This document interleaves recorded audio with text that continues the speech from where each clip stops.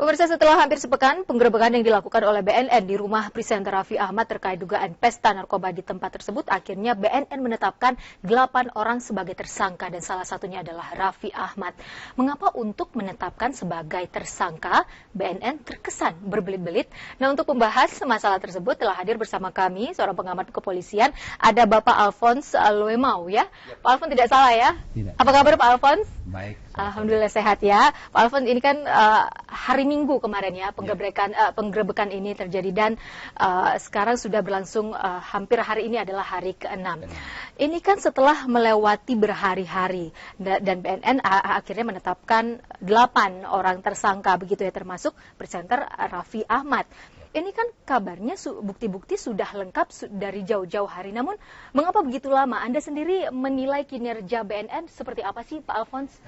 Kalau kami lihat dari durasi waktu yang digunakan untuk melakukan analisa sampai dengan buat kesimpulan sedemikian lama, kami berasumsi sementara bahwa BNN begitu berhati-hati di dalam menentukan kesimpulan sehingga terkesan lambat.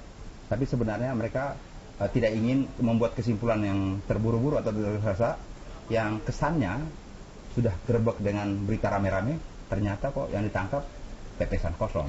Tapi Pak Alphonse, yang katakanlah yang cukup menjadi pertanyaan begitu ya, jika Pak Alphonse mengatakan bahwa BNN cukup berhati-hati karena takutnya nanti memberikan informasi yang salah. Apakah kehati-hatian BNN ini karena terduga tersangka awalnya adalah artis atau juga seorang politik begitu?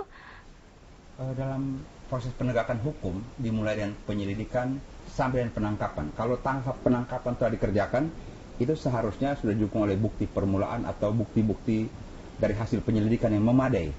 Dengan demikian, langkah apapun, mau itu artis ataupun politisi dan siapapun, seharusnya memang harus dikerjakan dengan penuh profesionalitas dengan bukti-bukti yang terukur, sehingga langkah-langkah pun terukur.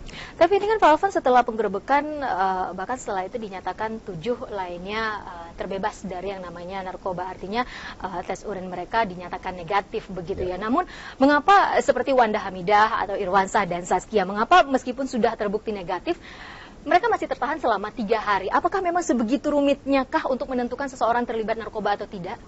Sebenarnya kalau kita lihat berbagai alat tes yang ada di laboratorium narkotika, tes urin adalah tes yang paling utama dan mendasar.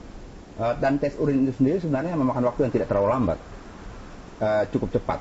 Makanya kalau kita lihat narkotik tes dan kit dan sebagainya itu dibawa dalam berbagai kesatuan lapangan untuk mempercepat hasil pemeriksaan.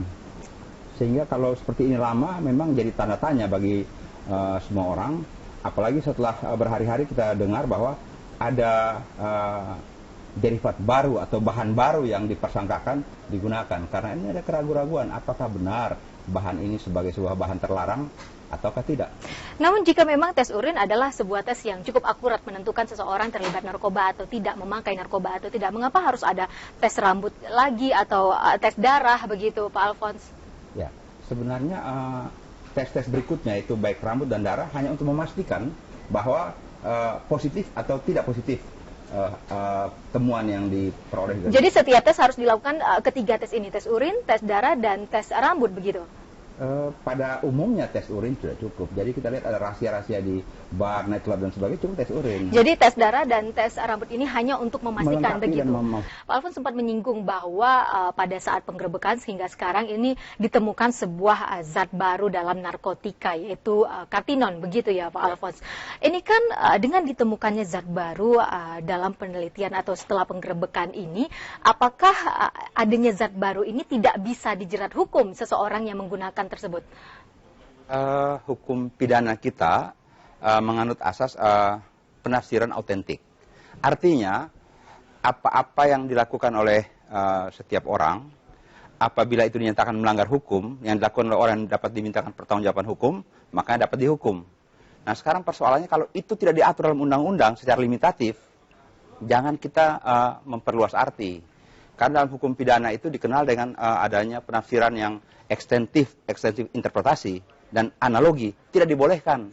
Yang ada cuma penafsiran autentik. Apa sih bunyi pasal itu diartikan menurut riwayat pembentukan pasal. Berarti dalam kasus ini Raffi Ahmad ancamannya bisa jadi lebih ringan, Pak Alfons, karena ternyata zat tersebut tidak diatur dalam hukum begitu. Kita akan tunggu nanti proses persidangan. Tapi kalau menurut saya sebagai seorang praktisi hukum dan seorang mantan penyidik, ada adagium lebih baik melepaskan orang yang bersalah daripada menangkap dan menahan orang yang belum tentu bersalah. Ini untuk memberikan jaminan kepastian hukum. Nah, kalau sekarang kita lihat bahwa zat tersebut secara limitatif tidak diatur di dalam perundang-undangan, kemudian berbagai pakar menentukan pendapat dan sebagainya, biarlah jadi perdebatan ilmiah dan berikan masukan bagi rencana undang-undang itu sendiri. Tapi jangan dijadikan wacana untuk menegakkan hukum. Karena negara hukum itu artinya setiap tindakan para penegak hukum hanya dalam koridor hukum. Baik, ini kan artis dan narkoba, artinya artis yang terlibat narkoba ini bukan yang pertama sekali terjadi. Sebelum Raffi Ahmad mungkin banyak sekali artis-artis yang kita kenal ternyata terjerat narkoba begitu. Menurut Anda sendiri Pak Alfons, apakah peredaran narkoba di kalangan artis atau di kalangan selebritis memang begitu mengkhawatirkan sehingga harus diincar oleh BNN? Sebenarnya peredaran narkoba di kalangan artis biasa-biasa aja. Karena peredaran narkoba di Indonesia itu begitu maraknya, dan artis cuma populasi kecil di antara jumlah penduduk Indonesia. Kalau kita lihat pintu masuk Indonesia untuk jaringan narkoba berdagang itu tidak kecil. Sepanjang pantai kalau orang datang bawa dari luar negeri, taruh di dalam sebuah tabung, dikasih pelampung, nanti baru dijemput. Ini pantai seluruh Indonesia begitu luas. Jadi kalau kita bilang artis, itu sebuah hanya contoh yang kecil, begitu ya. terlalu ekstrim. Tapi ada indikasi tertentu tidak bagi BNN sendiri jika melakukan penggerebekan terhadap artis? Ya sebenarnya mau artis atau bukan, penggerebekan karena berangkat dari informasi dan data yang memadai, maka dilakukan penggerebekan. Jadi kalau BNN mau mengintai semua artis di Indonesia agak sulit juga, karena pengintaian tersebut juga melanggar hak asasi orang, kan begitu. Kecuali ada indikasi si A, si B sebagai artis sudah beberapa kali atau dalam kegiatan intersepsi itu atau penyadap itu nguping dan pernah ada kaitan. Tapi kalau tidak ada ya mungkin sekilas info oke, dia diduga, tapi jangan kita angkat dulu. Karena tidak cukup bukti begitu ya? Betul. Sebaiknya nanti buktinya lengkap baru diangkat. Jadi jangan sampai lemah dalam persidangan. Ini kan memang banyak sekali isu yang beredar ya Pak Alfons, bahwa yang namanya narkoba ini banyak sekali melibatkan artis-artis begitu. Menurut Anda sendiri bagaimana sih sebenarnya memutus rantai hitam narkoba di kalangan artis di Indonesia ini? Memutus sederhana. Apabila sistem database yang dimiliki oleh badan narkotika maupun badan-badan penanggulangan kejahatan tersebut di negara ini tertata baik, informasinya lengkap, sederhana kan? Karena siapa para pelaku, yang pernah masuk tahanan ataupun siapa saja korban dan sebagainya, kalau semua didata, kemudian teleponnya mereka kan kita tahu, berbicara dengan siapa saja, pakai apa saja. Nah itu kan sebenarnya sistem database yang harus diperkuat. Sebab kalau kita cuma mau plototin satu persatu, tidak cukup tenaga untuk memantau itu. Berarti ini pemerintah harus ekstra keras begitu ya, melengkapi sistem database yang ada di Indonesia untuk katakanlah memang memberantas yang namanya narkoba di kalangan artis di Indonesia. Baik, ini menurut Anda sendiri Pak Alfons, bagaimana sih hukum kita dalam menjerat pemain narkoba di Indonesia terlepas dari artis begitu? Karena kita tahu sendiri bahwa Indonesia ini salah satu pasar narkoba yang katakanlah sangat menggiurkan begitu. Ya, karena jumlah penduduk, kemudian potensi penduduk yang punya pendapatan yang bisa membeli itu, kemudian jumlah petugas maupun kecenderungan petugas yang kadang-kadang juga ikut di dalam hal-hal itu. Karena kalau kita lihat bahwa ada hakim, ada jaksa, ada polisi juga yang ikut-ikutan dalam kegiatan tersebut, di samping para pelaku lain, maka memang di negeri ini kegiatan yang terkait dengan narkoba itu sedemikian kompleksnya, sehingga kapan-kapan kita lihat mana pelaku, mana petugas, kadang-kadang sulit dibedakan. Artinya bahwa Anda membenarkan bahwa sebenarnya peredaran narkoba ini bisa terjadi di mana saja. Misalnya seperti isu bahwa peredaran narkoba juga terjadi di dalam sel penjara, begitu? Betul, karena kita bisa lihat bahwa beberapa kali orang-orang yang di dalam penjara pun masih melakukan kegiatan transaksi dan sebagainya. Itu kita bisa lihat di berbagai media dan bukti-bukti penangkapan yang ada akhir-akhir ini.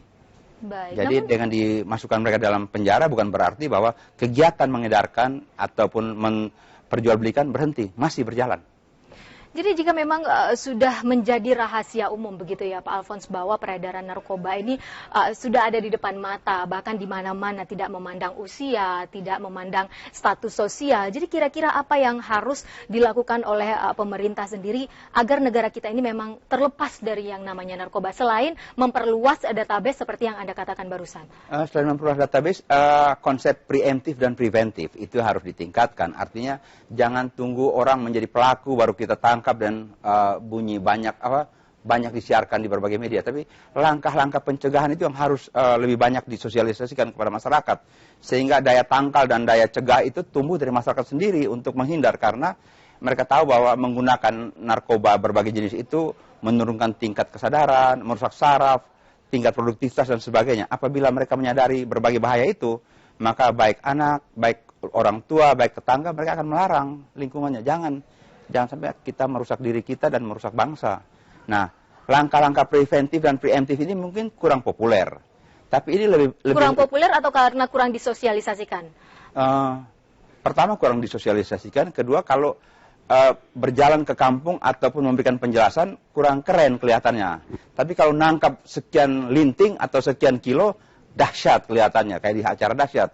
Nah, kenapa tidak kita biasakan misalnya di mimbar-mimbar agama, di sekolah-sekolah, ini penjelasan tentang bahaya dan bagaimana kita mempersiapkan diri, itu yang harus digaungkan secara nasional. Dan kita juga dalam diri masing-masing juga menanamkan bahwa sebenarnya yang namanya narkoba ini sangat berbahaya dan kita harus jauh dari yang namanya narkoba. Yep. Baik Pak Alphonse, terima kasih banyak atas informasi yang diberikan. Semoga ini berguna bagi semua masyarakat yang ada di Indonesia ini. Semoga peredaran narkoba di Indonesia ini dapat segera dituntaskan begitu ya, sesegera mungkin. Karena memang ini bukan hanya di kalangan artis saja, narkoba juga beredar di manapun, tidak memandang status sosial dan usia. Terima kasih banyak Pak Alphonse.